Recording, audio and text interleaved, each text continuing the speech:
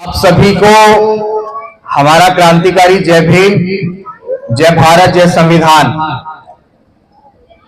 सबसे पहले बहुजन समाज में जन्मे सभी संतों, गुरुओं, महापुरुषों को नमन करते हुए तथागत बुद्ध, संत कबीर, गुरु नानक देव, गुरु घासीदास पाखंडवाद के धुर विरोधी रहे पेरियार, ईवी, रामा स्वामी नायकर, धरती आबा बिरसा मुंडा, मां झलकारी बाई, इस देश में शिक्षा की अलख जगाने वाले राजपिता ज्योतिबा फूले, महामना सावित्रीबाई फूले, मां फातिमा शेख, आरक्षण के जनक छत्रपति शाहू जी महाराज, वे हमें आपको मान सम्मान स्वाभिमान का जीवन देने वाले करोड़ों शोषित वंचित पीड़ितों के मसीहा, भारत के संविधान निर्माता और नारी के मुक्तिदाता, विश्व रत्न बोधिसत्व डॉक्टर बाबा साहेब अम्बेडकर के चरणों में नमन करते हुए वे 21वीं सदी के सबसे बड़े महानायक, कश्मीर से लेकर कन्याकुमारी तक साइकिल यात्रा करने वाले, इस सोए हुए समाज को जगाकर, जातियों में बटे हुए समाज को जगाकर एकजुट कर कर बहुजन समाज बनाने वाले जाटव, वाल्मीकि, कोरी, कुर्मी, पासी, धोबी, धानु, कहीर, गडरिया, गुज्जर, जाट, नाई, यादव, तेली, कुमार, महार, डोम, पटेल, मुस्लिम और तमाम जातियों में बिखरे हुए समाज को एक माला में पिरोकर बहुजन समाज बनाने वाले वाम से बीएसओ और शोषितों वंचितों की सबसे बड़ी पार्टी बहुजन समाज पार्टी के संस्थापक हमारे रहबर, मेरे गुरु मान्यवर कांशीराम साहब के चरणों में नमन करते हुए अपनी बात को शुरू करूंगा। आज हम लोग संविधान दिवस के रूप में आज का कार्यक्रम मना रहे हैं, उसकी खुशी में मना रहे हैं।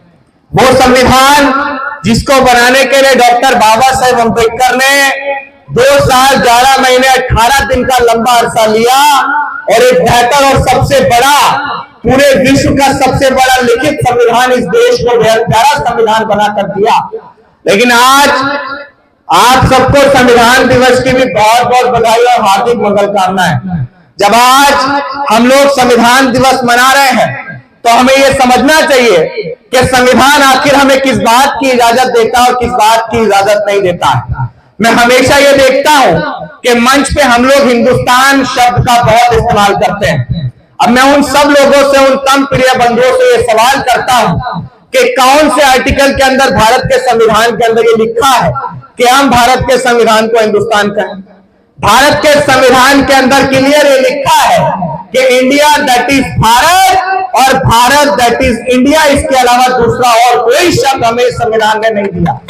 तो हमें ये समझना चाहिए कि हम दूसरे और फर्जी शब्दों का इस्तेमाल ना करें जब हम संविधान के अनुयायी हैं। तो 100 बार तमन्ना से उतरे गहरे पानी में, कि 100 बार तमन्ना से उतरे गहरे पानी में अपने समाज की प्यास को बुझा के रहेंगे और जो सर कभी झुके तो नहीं थे, दबाए गए थे, उन सरों को फिर से उठा के रहेंगे और अंधेरों में रहकर उजाला भूल गए हैं जो, कि अंधेरों में रहकर उजाला भूल गए हैं जो, उन घरों में फिर से चिराग जलाकर रहेंगे, उन घरों में फिर से चिराग जलाकर रहेंगे। कि जिसने बहुजनों को जातियों में बांटा, हम उसके गुरूर को एक दिन जरूर तोड़ेंगे। कि जिसने बहुजनों को जातियों में बांटा, हम उसके गुरूर को एक दिन जरूर तोड़ेंगे और दुश्मन सुरक्षा तेज ही क्यों ना सही, एक दिन उसको डुबा के छोड़ेंगे। और बाबा साहेब का आंदोलन मनुवाद के खिलाफ था, कि बाबा साहेब का आंदोलन मनुवादी व्यवस्था के खिलाफ था, तो उस मनुवादी व्यवस्था को एक दिन मिट्टी में मिला के छोड़ेंगे, उस मनुवादी व्यवस्था को एक दिन मिट्टी में मिला के छोड़ेंगे। हमें बहुजन शायर के नाम से पूरे देश के अंदर जाना और पहचाना जाता है, क्योंकि समाज ने यह पहचान दी। लेकिन आपका भाई बहुजन शायर बना, वो समय कुछ और था, वो दौर कुछ और था। लेकिन आज इस देश के अंदर अगर समाज पर कोई शोषण करता है या हमारे समाज के ऊपर कोई गंदी निगाह उठाने का काम करता है, चाहे वो कोई कितना बड़ा भी कुर्रम खाओ, जो अपने आप को बहुत बड़ा गुंडा और बदमाश समझते हो, चाहे वो कोई विधायक हो, मिनिस्टर हो, चाहे वो सांसद हो, चाहे वो इस सूबे के मुख्यमंत्री हो, अगर हमारे समाज के ऊपर शोषण होता है तो आपका ये भाई उनकी आंखों में आंखें डाल के बात करने का काम करता है। आज हमारी पहचान इतनी है, आज हमारी पहचान, मैं कोई नेता नहीं हूं, मैं कोई अभिनेता नहीं हूं, हिस्सा भी नहीं हो, लेकिन मैं डॉक्टर बाबा साहेब अम्बेडकर, फुले शाहू पेरियार और मान्यवर कांशीराम साहब के सामाजिक परिवर्तन के आंदोलन को आगे बढ़ाने वाली मैं चिंगारी हूं, जिसने साल 2023 के अंदर डॉक्टर बाबा साहेब अम्बेडकर की जन्मस्थली मध्य प्रदेश के महू से एक संकल्प की शुरुआत की थी। और जिस संकल्प की शुरुआत इसलिए की थी कि जिस भारत के संविधान को डॉक्टर बाबा साहेब अम्बेडकर ने अपने 4-4 बच्चों की कुर्बानी देकर बनाया, जिस भारत के संविधान को बनाने में डॉक्टर बाबा साहेब अम्बेडकर की पत्नी मां रमाबाई ने दूसरों के यहाँ झूठन मांजा, दूसरों के यहाँ चौका बर्तन किया और फटी हुई धोती में भी काम करती थी। और बाबा साहेब अम्बेडकर जब विदेश में पढ़ रहे थे तो उनको भी पैसे भेजने का काम करती थी। मेरी माताएं बहनें यहाँ बैठी हुई हैं, मैं आपसे सवाल करता हूँ, अगर आपके बच्चे के पेट में दर्द भी हो जाता होगा तो आप इस एरिया के बेहतर से बेहतर हॉस्पिटल के अंदर ले जाने का काम करते होंगे। लेकिन मेरे साहब, मेरे डॉक्टर बाबा साहेब अम्बेडकर के बच्चे, 4-4 बच्चे डॉक्टर बाबा साहेब अम्बेडकर ने इस मिशन के लिए कुर्बान कर दिए। मैं आपसे पूछता हूँ कि क्या उस माँ का कलेजा नहीं दहला होगा?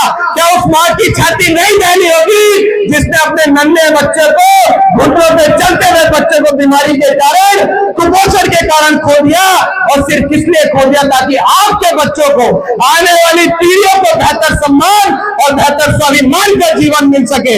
अगर आज अभिषेक बेहतर कपड़े पहनकर चलता है, अगर आज अभिषेक लंबी लंबी गाड़ियों के काफिलों में चलता है, तो अभिषेक नहीं चलता है, डॉक्टर बाबा साहेब अम्बेडकर के वो बच्चे चलते हैं जो इन्होंने इस समाज के लिए कुर्बान कर दिए, जो इन्होंने हमें मान सम्मान का जीवन देने के लिए कुर्बान कर दिए। और आज एक शायर अपने लफ्जों में कहता है कि लुटा दे तेरे खातिर जान तो भी गम नहीं होगा, लुटा दे तेरे खातिर जान तो भी गम नहीं होगा, तेरे जैसा कोई अब जख्म का मरहम नहीं होगा। पढ़ा तुझको तो एक शायर के दिल की धड़कने बोली, कई सदियों तलक अब दूसरा अम्बेडकर नहीं होगा, कई सदियों तलक अब कांशीराम सा नहीं होगा। जिस संविधान को आज हम लोग सर्वोपरि ग्रंथ मानते हैं, जिस संविधान को बचाने की लड़ाई हमारे तमाम नेता करते हैं, इस मंच पे बहुत सारे बुद्धिजीवी लोग बैठे हुए हैं।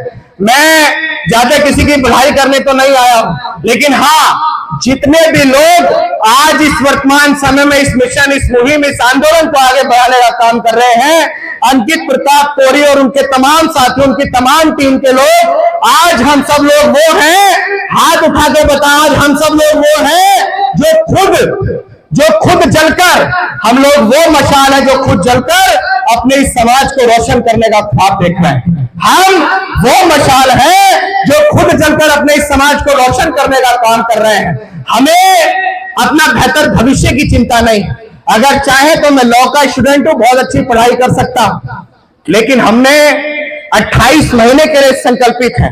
हमने संकल्प लिया है कि 28 महीने तक अपने घर वापस नहीं लौटेंगे।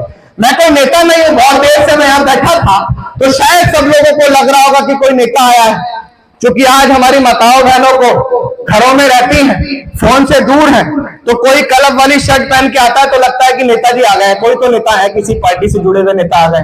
लेकिन आपका बच्चा कोई नेता नहीं, मैं आपके बीच का आपका वो बच्चा हूं। बाबा साहेब अम्बेडकर ने 4-4 बच्चे कुर्बान किए। बाबा साहेब अम्बेडकर ने बामुश्किल हमें वोट का अधिकार दिया, और वो वोट का अधिकार देते हुए उन्होंने कहा कि मैं इस देश में एक ऐसी व्यवस्था लागू कर रहा हूं कि अब रानी के पेट से राजा पैदा नहीं होगा, अब अगर राजा पैदा होगा तो बैलेट और वोट की ताकत से पैदा होगा। बाबा साहेब अम्बेडकर ने उस ताकत को देने के लिए, मैं आपको क्या बताऊं, क्या क्या यातनाएं उन्होंने नहीं झेली, और उस वोट की वैल्यू समझाने के लिए आज इस मंच पर मैं बड़ा दुखी हूं कि माननीय कांशीराम साहब का नाम एक भी शख्स ने नहीं लिया।